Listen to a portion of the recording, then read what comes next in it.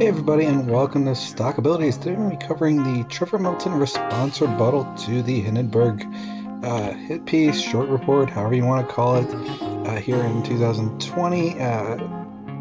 Ultimately, that instigated for Nikola's Trevor Milton to instigate a basically SEC investigation into this report. They hired a lawyer and all that kind of stuff. Doing like a quick recap of all this information, what's been going on, and just give some updates into all of that here very quickly. I'm just going to cover it here though. It says the SEC to examine Nikola over short sellers fraud allegations. According to Trevor, he initiated this, and of course they're examining the whole company, Nikola Corp, to assess the merits of a short seller's allegations that the electric truck maker deceived investors about its business prospects.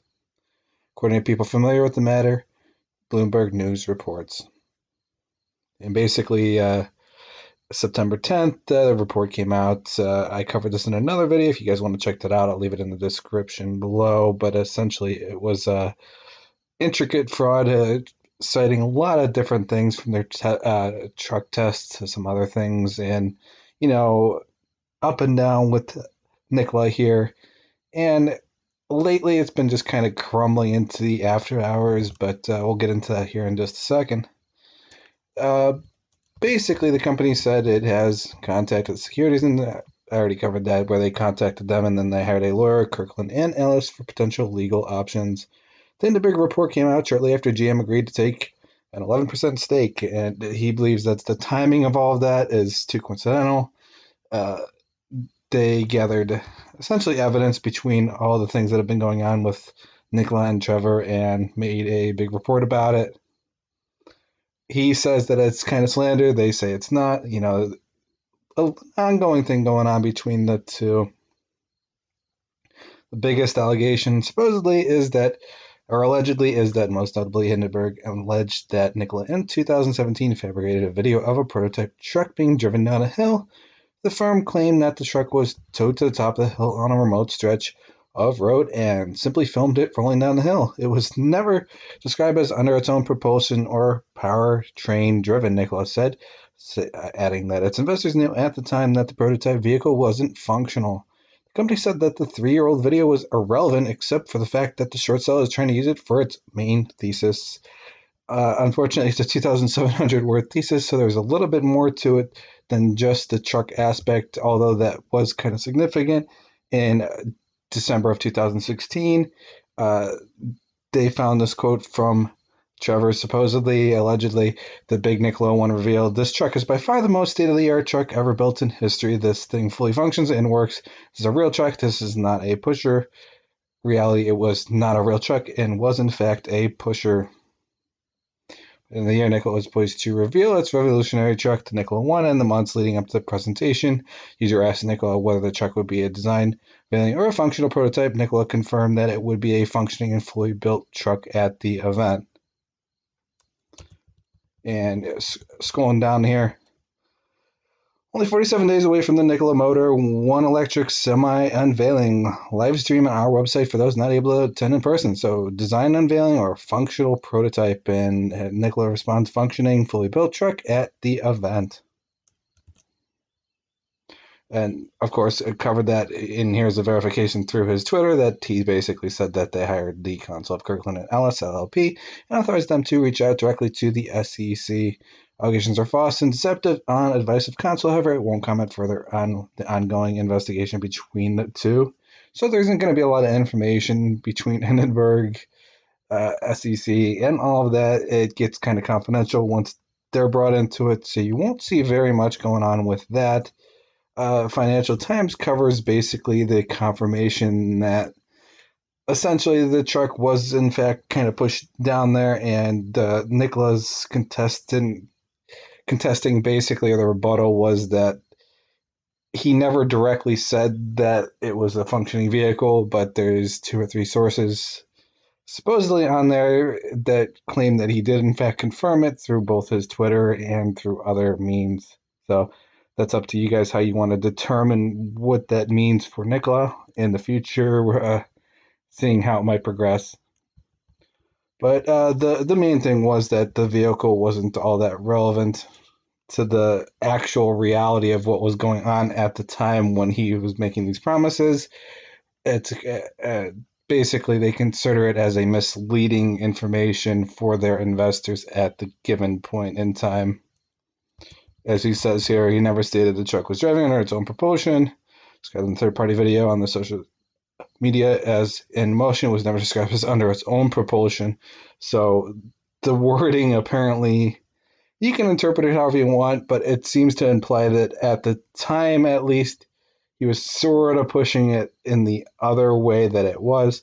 And then, of course, the other allegation or the accusation was that Nikola had used supplier components while claiming to develop its own systems. The company covered the supplier logo on an inverter, a key electrical component, with a sticker in a video, Hindenburg alleged, including a link to the video as evidence. Nikola said, "It has been designing, engineering, and working on its own inverters for quite some time. The unit seen in the video may be subsequently swapped out for Nikola's own parts in production," it added. "This is common practice among vehicle manufacturers, and Nikola often blocks suppliers' names from the view of media and competitors." Group added, "At no time did Nikola state that the inverter on the prototype truck shown in the video was the company's or would be used in production." Can't verify that, can't confirm that, but it's essentially Trevor Milton's rebuttal in this whole thing between the short sellers and them. Nikola was up a lot today, but it was up on considerable amounts of volume, almost like they were unloading. And then, of course, you had the SEC report and a big dump in the after hours, giving away more, almost completely the entire pop just in the after hours trading today. Then just another one here that don't think I really covered in the Hindenburg report. One accusation levied in the Hindenburg piece that Nikola pegged claims of an impending battery breakthrough to a business called Zapco that it planned to purchase is false, it said. In fact, the potential battery technology advancements are related to an ongoing confidential R&D partnership with a leading academic institution, not Zapco. The company said Nikola broke off talks with Zapco and sued the company, which countersued and which collapsed into administration earlier this year. But the Hindenburg report said that the Nikola signed a letter of intent to acquire Zapco on October 31st, 2019. The Phoenix company then announced it had breakthrough technology on November 19th, 2019, called it the biggest advancement they've ever seen. Once after the deal to acquire Zapco collapsed, the report said Mr. Milton suddenly changed course in August and told Tesla fans visiting Nikola's headquarters that the company was working with an unnamed university on the battery technology. So it's a lot of back and forth drama for Nikola and Trevor and all these other people interconnected with this company. And then DeRoe has raised significant questions about Nikola's own technology that would normally be addressed in a traditional stock market listing process, but which the business largely sidestepped by merging with a blank check listed group this year. So a lot of this stuff was theoretically would have been investigated before they even IPO'd, but they didn't really IPO. They more kind of connected with another group that already had a live ticker. So they kind of back channeled through to get exposure to this and get connected into the whole stock market process. And Nikola on Monday added the timing of the short report was deliberate to maximize Hindenburg's profits as the company's shares had risen following a $2 billion partnership with General Motors that was announced only days earlier. And then, of course, has declined since those reports. A lot of that has declined since then, as you can see here. This was today's action from after the short report, and my theory on the reason for the bump up wasn't because of the rebuttal, but it was more for the short covering. More of a technical squeeze. A lot of the stock market was up today. A lot of this is a very bullish day for the markets. But then, of course, the news of the after hours SEC report and investigation, a drop of 7.94%. And of course, on the month, on the multi-month, on the year-to-date, on the yearly, it hasn't been very promising since basically June-ish. And since then, it's been kind of falling and falling more and more and more. Keeps trying to pop up. GM partnership opted up temporarily, but then it seems to be going slowly back down again, and that's really relatively up to you guys what you want to consider that as such, whether that's bullish or bearish. Technically, to me, I don't really think this is a very stable company.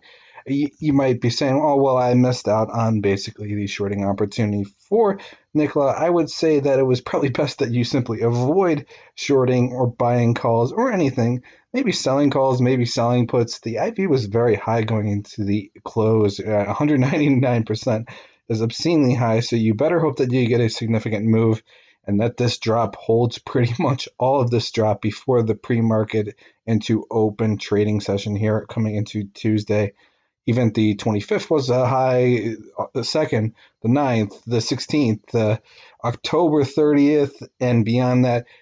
Probably beneficial to have maybe considered, but even then it's still kind of high. Even 148, 119%, maybe 173%, but that's all the way in January. Something tells me even those were extremely high relative to that IV. That's a high IV for that far out. Considering considering all of this and all the the things, the drama going behind this, it's kind of hard to say what might be confirmed, what might not be. So far, the rebuttal from Trevor Milton hasn't really explained a lot of the problems ongoing. It seems that they were sort of getting into it, but then I think with the whole SEC thing that they involved, they can't really talk about it as much. Hindenburg can't really talk about it as much, but we'll see how this progresses into the coming days and weeks, months, so on and so forth.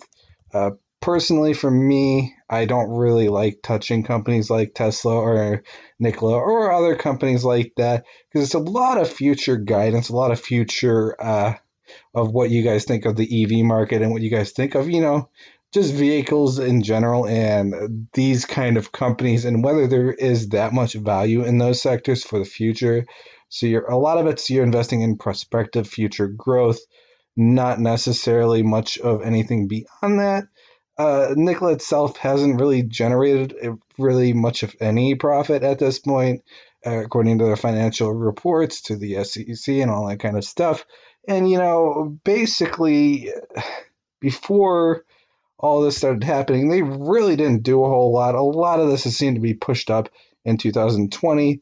Before 2020, you probably didn't even know what Nikola was. It's had a lot of momentum since then, up and down.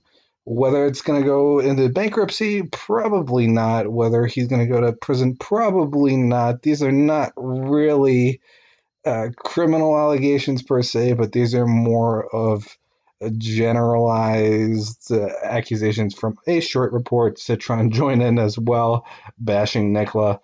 You know, me personally, I don't believe it's reasonable value at multiple billions of dollars, but you have tech companies that get valued at obscene valuations and a whole lot of other companies too. And then other companies that are actually profitable and make a lot of monies and stuff like that get undervalued. It's more of like a hype stock market than anything else really. But in the end, thanks for listening in. Make sure to comment below your own input on this and have a nice day.